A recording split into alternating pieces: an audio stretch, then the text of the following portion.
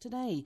Now, coming up next, something rather different. We'll be meeting Andy Charlton and his wife Jean, fabulous magician, and we'll be doing an experiment. But what we need from you is to find a pack of cards somewhere in the house. You know you've got one somewhere. It's probably in that drawer in the kitchen where you keep your bits and bobs. That's normally where it is. The one on the left. Yeah, the one on the left. That's right. Underneath where you keep your left. silver for Christmas. Yeah, or it's in the sideboard. Underneath where you keep, your napkins and stuff. Yeah. There's normally a pack of cards hidden there somewhere, or it could be in the office if you've got an office at home. So go and find a pack of cards. We need 9, is that right, Andy? 9 cards, okay. So we don't need the whole pack. Just make sure there's no jokers in it. We just need 9 playing cards for this. I don't know what's going to happen. We'll find out. We'll find out very soon indeed. After Madonna, who's next?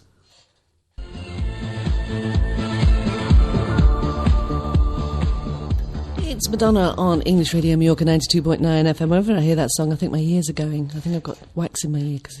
Well, let's not go there. It's up and down, isn't it? It is up and down. It's 3 minutes to midday. We're here till 1 o'clock, and we've had some fabulous guests on today. It's been a busy old show. We've had Kate Menting on live from the fair at Puerto Portals, the Christmas fair, the Calvia Town Council fair. Get down there. It's on until 5 o'clock tonight with live music and entertainment all day.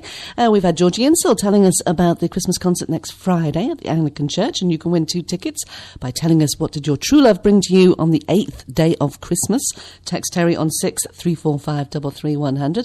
And a radio first. Joining us in the studio, it's Andy Charlton. Hello. Hello, good morning. How are you? I'm good as gold, thank you. How are you? Lovely to have you here with your lovely wife Jean. It's nice to have you both in the studio. Now, tell us about you. You're a magician. How do you get to be a magician? In my case, my granddad taught me a card trick when I was about 7, and that got me really interested. My dad's always been into magic. But about 10 years ago, I was working as a professional drummer on a cruise ship, and I got friendly with the magician on board, and he taught me a couple of what I would call professional tricks, and I just got absolutely hooked from then on. I started performing, and then to the point where now I do weddings, trade shows, hotels, whatever. And I just absolutely love it. Like I said, I've been fascinated since I was a kid. So now to be able to actually do this professionally, it's like a dream come true. Well, it's one of those things that I suppose when you start, there's no end to it. I mean, you can keep on learning tricks. Oh, yeah, forever. Is there, I mean, there's another magician on the island, Freddie. I don't know if you know Freddie the magician. I've met him once or twice. There's actually quite a few. There's a guy called Barry Stevenson who lives over in Portals. He's retired now. He's actually world renowned. You can mention his name to any magician anywhere in the world and they know him. He's a tremendous magician, been really helpful to me as well, Barry. Do you get together and compare tricks? Oh yeah, all the time. Really? And we're like kids. Like Barry's 77 now. Yeah. And we're like 10-year-olds. Yeah. Yeah. It's a great thing, a great skill to have, as you say. You do it professionally, but it's a great social skill to have as well. It's a great thing to, if you pardon the pun, pull out at parties, isn't it? Astound people. It is, yeah. A real icebreaker. Yeah. Yeah. Where's that accent from, Andy? Where do you hail from? Oh, I'm like a generic northerner. I was born in Nottingham, or just outside Nottingham. The family's Nottingham. Yeah. I always say I was brought up in Lancashire, because I lived there when I got into football and girls, so that's basically grown up. But then I was a musician, so I lived where the work was. Right. So, like I say, basically a generic northerner. And you said you were a drummer. Yeah. That's always hard work, isn't it? It's a lot of fun, yeah. It's a lot of fun. I think a drummer should be sweating and bleeding.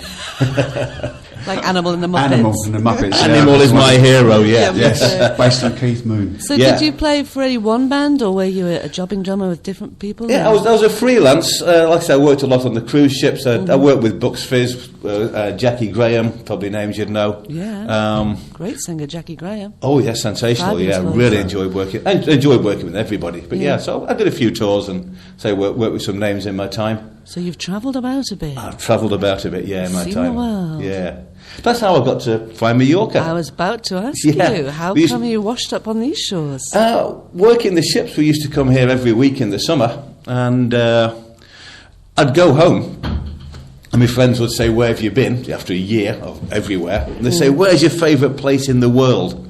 And I'd always say, Mallorca. Really? And they'd go, yeah, but where is it really? Yeah, seriously. No, really, Mallorca. I've always loved the place. And then 6 years ago, we made the decision. We came out here. me and Jean together, and just never looked back. We love the place. Yeah. Yeah. Mallorca's a bit like that. It Yeah. kind of gets you, doesn't it? It does. And where is home now? Home is Palma Nova. Uh-huh. Yeah. Yeah, I've got a lot of friends there. We had a bar there for 2 years. We ran it sort of like a magic bar, but general bar as well. Yeah.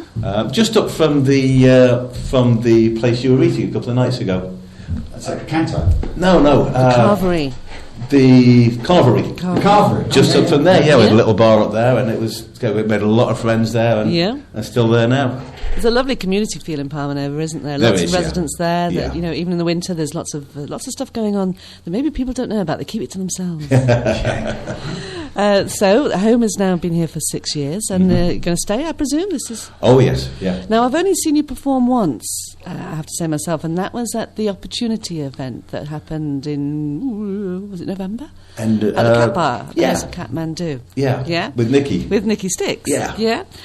So where do you normally, you say you do a lot of weddings and a lot of social events, where do your bookings come from? Most of it is Word word of of mouth. mouth. I do advertise every so often in the bulletin, but like I say, I do a lot of it is people will have seen me, say, at the Santa Ponsa Country Club or at Mood Beach, and they'll book me for their event, or they'll have seen me at one wedding and they'll want me for theirs. That sort of thing. It's more word of mouth than anything else. Great.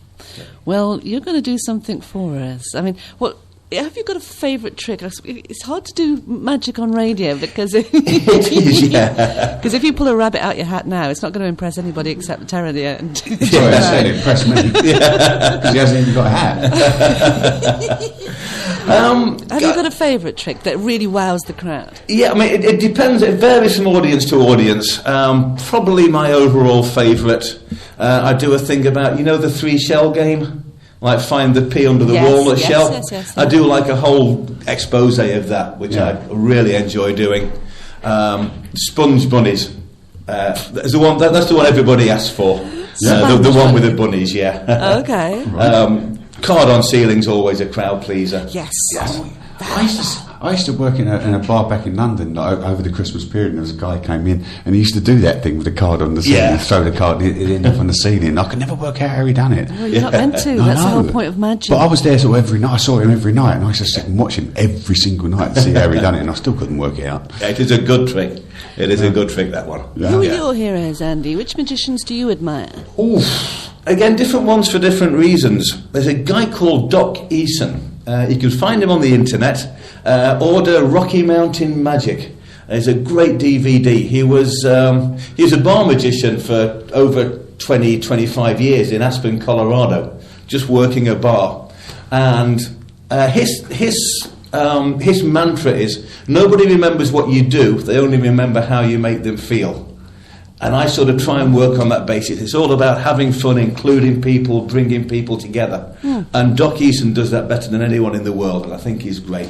Paul Daniels as a live magician is sensational, brilliant. I used to like David Nixon, like what a gentleman. Yeah. I saw one of his last ever live shows. Really? What a gentleman, what a magician, yeah. Again, different people for different things.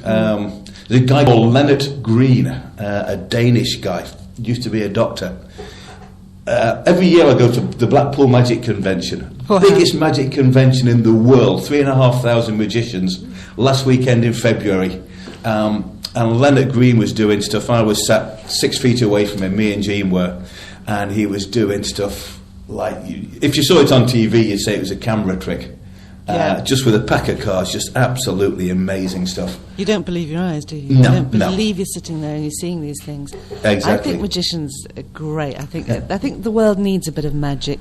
It does, yes. Yeah. Jean, what do you think about all this? How do you feel about hubby being a magician? Oh, it's interesting, very interesting. The house is up.